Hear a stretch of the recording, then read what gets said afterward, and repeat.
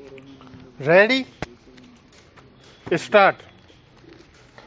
माननीय सभापति महोदय, ओडिशा के बालासोर में हुआ रेल हादसा यह बताने के लिए काफ़ी है कि भारतीय रेल को अंतर्राष्ट्रीय स्तर का बनाने का दावा चाहे कितना भी किया जाए, लेकिन यह सपना अभी हकीकत से दूर है।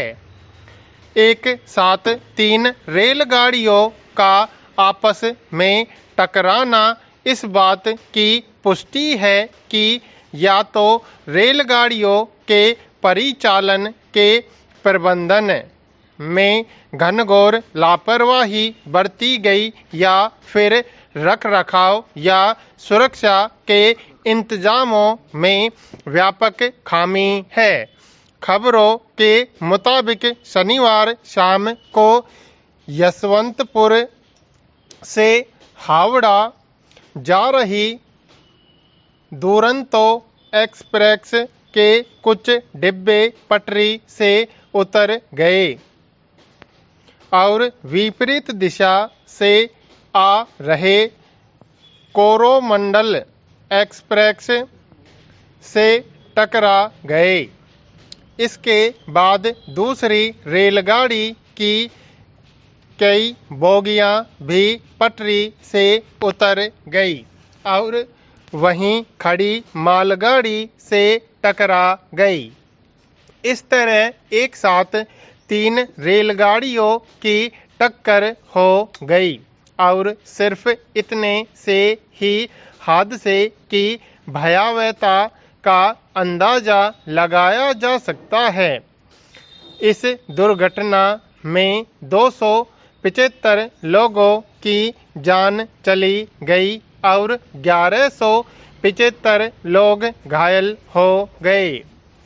सवाल है कि जिस दौर में समूची रेल व्यवस्था को आधुनिकतम स्वरूप देने की बात की जा रही हो, उसके बारे में इस घटना के बाद क्या राय बनेगी। इस हादसे के बाद स्वाभाविक ही इस बात पर भी चर्चा हो रही है कि चलती ट्रेन को सामने से आ रही किसी ट्रेन से टकराने से रोकने के लिए जिस कवच नाम की व्यवस्था के इस्तेमाल की बात हो रही थी, क्या उसका दायरा और उसकी उपयोगिता अभी सीमित है। हालांकि इस घटना के बारे में आई खबरों में बताया गया कि एक रेलगाड़ी के डिब्बे पटरी से उतर गए और इस वजह से हादसा हुआ, लेकिन क्या दुर्घटना वाले मार्ग पर कवच की व्यवस्था थी। इसके समानांतर इस बात की पड़ताल करने की जरूरत है कि ट्रेन के बेपटरी होने का क्या कारण है।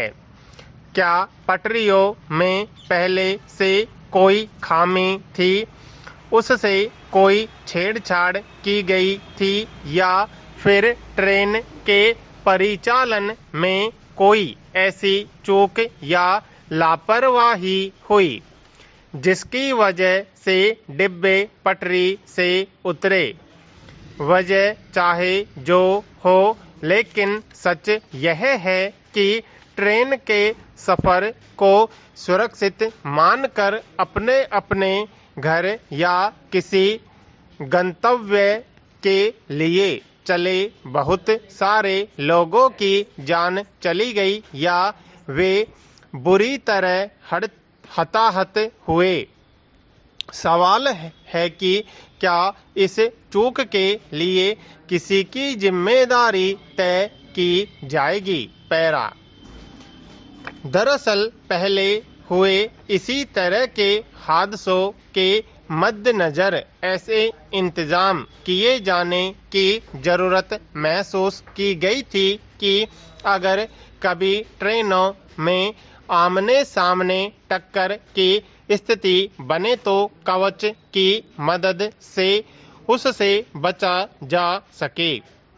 कवच का पूर्व परीक्षण भी हो चुका है, लेकिन अगर ताजा रेल दुर्घटना के बारे में शुरुआती कारणों को ध्यान में रखें तो ऐसा लगता है कि बचाव के इंतजामों पर नए सिरे से विचार करने की जरूरत है। हाल के दिनों में रेल यात्रा को बेहतर करने के क्रम में इस बात पर भी ज्यादा जोर दिया जा रहा है कि रेलगाड़ियों की रफ्तार और ज्यादा बढ़ाई जाए। सवाल है कि तेज रफ्तार से चलने वाली गाड़ियों के लिए क्या रेलगाड़ियों और पटरियों की गुणवत्ता और उनके रखरखाव के साथ साथ निर्बाध रास्ते को लेकर भी क्या उसी अनुपात में काम किए गए हैं ताकि लोगों की रेल यात्रा को पूरी तरह सुरक्षित बनाया जा सके। रेलवे में सुरक्षा और सुरक्षा कर्मियों के कितने पद रिक्त हैं? बालासोर हादसे से यह साबित होता है कि यात्रा के बढ़ते खर्चे के बीच हर कुछ दिनों बाद सरकार की ओर से रेलगाड़ियों में सुविधाएं और सुरक्षा के साथ साथ उसके सुरक्षित परिचालन को लेकर दिए जाने वाले आश्वासनों पर बरकस सच्चाई संतोषजनक नहीं है।